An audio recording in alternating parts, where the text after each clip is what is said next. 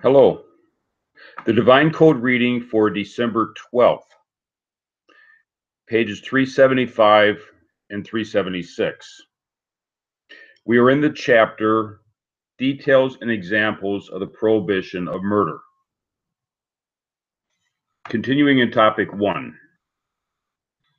The reason for the prohibition of murder is clear and simple. It is necessary since God desired the world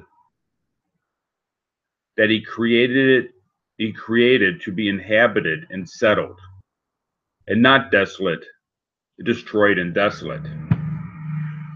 Rambam, The Laws of Murders, 4:9, and Sefer HaChinuk, Commandment 34. As it's stated in Isaiah 45:18, He did not create it for emptiness. He fashioned it to be inhabited. So the entire integral to the creation is that the creation be inhabited.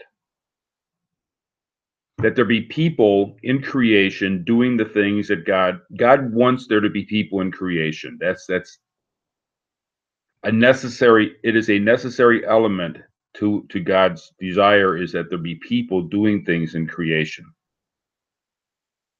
To take someone out of that is to disrupt the entire purpose of creation.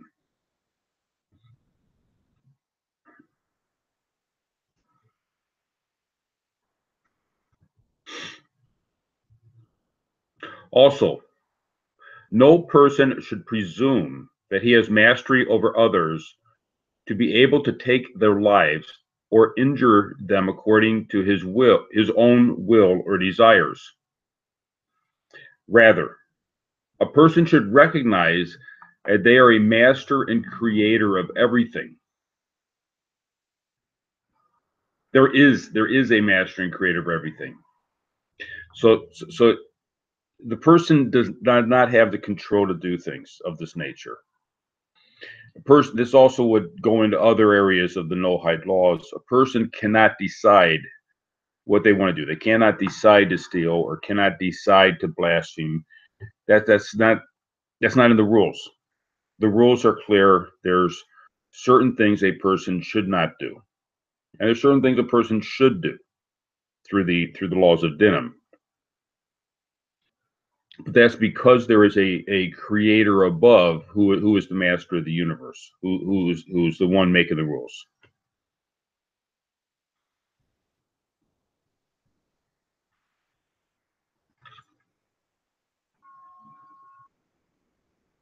Who directs the world and judges its inhabitants. A person should respect the life, property, and honor of his fellow human beings and not to harm them, and know that the authority over human life is in the hands of God alone, and human beings do not have the authority or discretion in their own right. So, because God is in control and because the existence of people is so central, God makes the rules as to whether or not somebody would be taken out of this world, would be killed. God is the one who makes the rules. Topic number 2. Whoever sheds the blood of man refers to one who murders directly and to one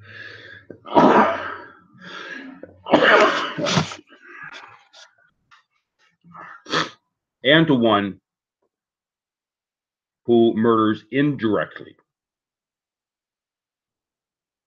In both cases, the murderer is liable for a capital sin. The first example, what is direct murder? This refers to someone who brings the death through his own power. For example, if the murderer grasps a sword or a lethal stone, a stone that is sufficiently large and massive to inflict a fatal injury, And this will be explained in the following volume on the Noahide commandment for the courts of law. So there's an establishment as to what would be considered a lethal object, and strikes the victim with it. Or if the murderer with his own hands strangles the victim, or applies fire to the victim and burns him, or holds the victim underwater until he drowns, or gives the victim a lethal injection. Even if the victim fell into water and the adversary only prevented him from coming out of the water until he had no more strength left and when he drowned, this would be an act of direct murder. Since the adversary killed directly with his own power, he is a murderer. So the action that causes the person to die is directly, the power there is directly from the person. The person's underwater, the person falls into the water, and someone takes a stick and is holding him down. It's the direct action of the direct power. The person is exerting direct power into what happens. We see this in the Rambam Laws of Murderers 2, 1, and 3, 1 through 9. What is indirect murder? This refers to someone who commits an act that actually causes the victim to die, but he does not kill the victim directly through his own power.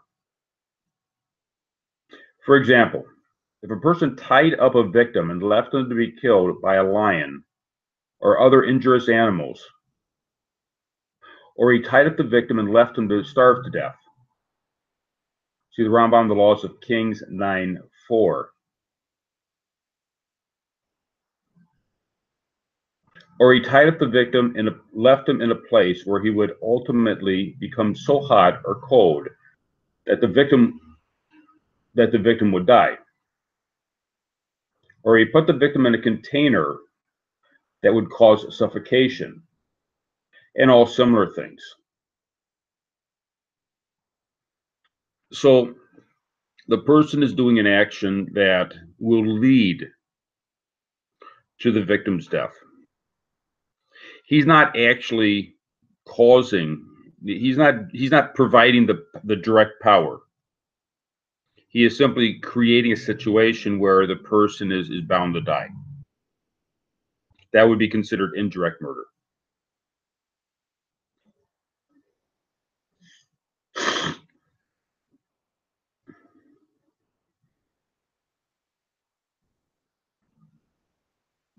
Now there is some question here, because in the Jewish laws is a little bit different than the non-Jewish law regarding the issue of indirect murder.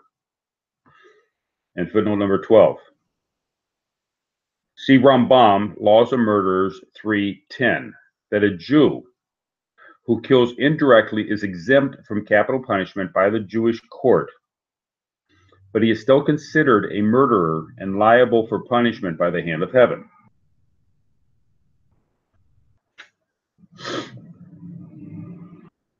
So in the Jewish, as was already stated in the Divine Code for non-Jews, the Divine Code book for non-Jews, the indirect murderer is considered liable for capital punishment. Whereas in the Jewish law, the indirect murderer would not be liable for capital punishment by an earthly court, but would be liable in a heavenly court.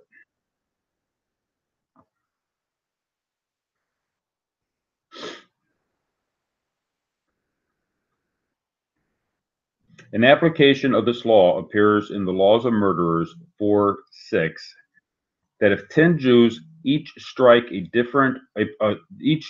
person with different sticks and he dies.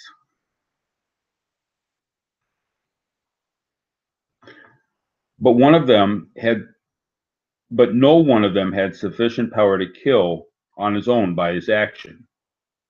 They are all exempt from execution by the court.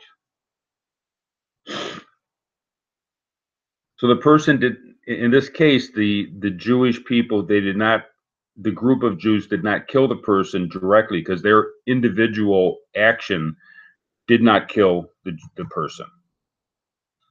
It is because all of them were doing the action at the same time that the person died. Therefore, it would be an indirect, their action is an indirect cause.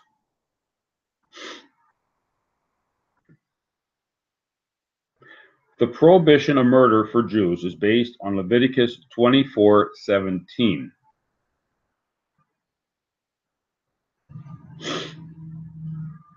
If one individual, strikes a person mortally, he shall be put to death. In this verse, strikes excludes one who causes death indirectly. And the Hebrew for any person, kol nefesh adam, can also mean all the soul of the person, which excludes one who did not accomplish the mortal blow on his own, but only together with the blow of another person. The no-hide prohibition, however, stems from Genesis 9:6. That's where God was speaking to Noah after the flood. Whoever sheds the blood of man, end quote, which includes bloodshed that only partially contributes to the murder.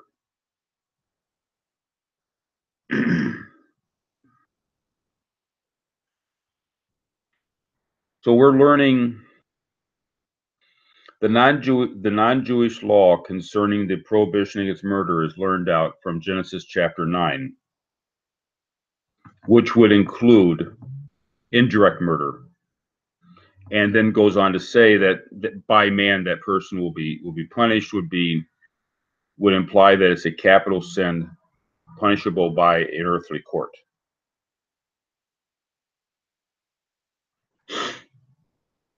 Now there is some concern. I would want to point out that in the earlier citation, Sefer HaChinuk Commandment 34, which is learning out laws of murder, according to the Sefer HaChinuk, the Jewish law and the prohibition of murder is learned out from Parshas Yisro in the book of Exodus, rather than Leviticus, which apparently is where Rambam, if I'm following the footnote correctly, is apparently where Rambam is learning out the commandment. Therefore, there might be a difference, but it's not clear if there's a difference. But apparently, the established understanding is that in the Jewish law, indirect murder would be punishable by God, by heaven, whereas direct murder would be punishable by earthly court. And it's different for the non-Jewish law. It appears that in Ramban's commentary on the Torah, he disagrees somewhat with Rambam, based on the verses Genesis 37, 22 to 26, in which Reuben tells his brothers not to shed the blood of Joseph, but rather to throw him into a pit, which is a lesser and more indirect form of murder. So Joseph is being confronted by his brothers. The brothers wanted to kill him directly.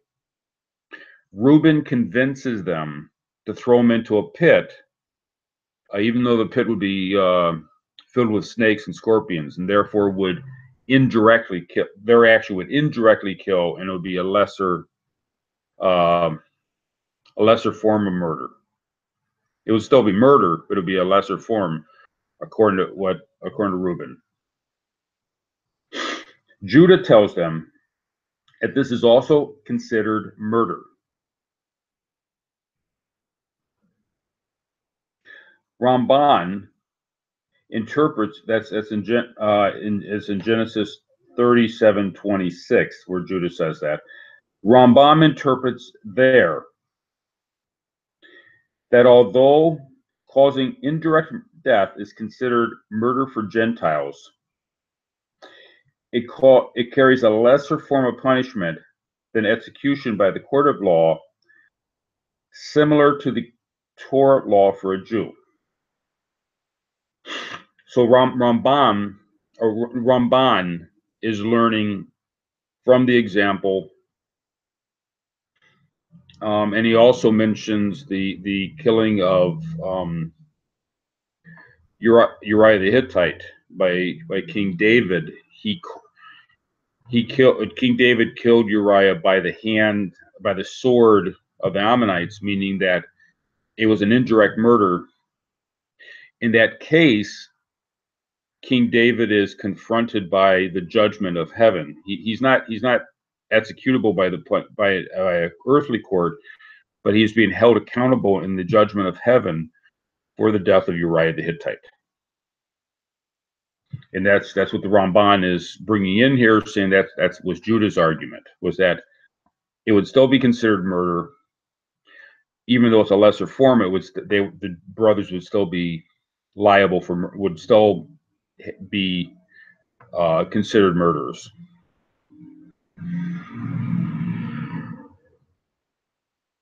In that case, they're learning the technicalities as it would apply to the Jewish law.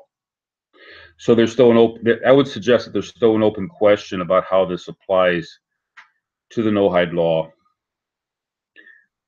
But based upon the Rambam and the simple reading of the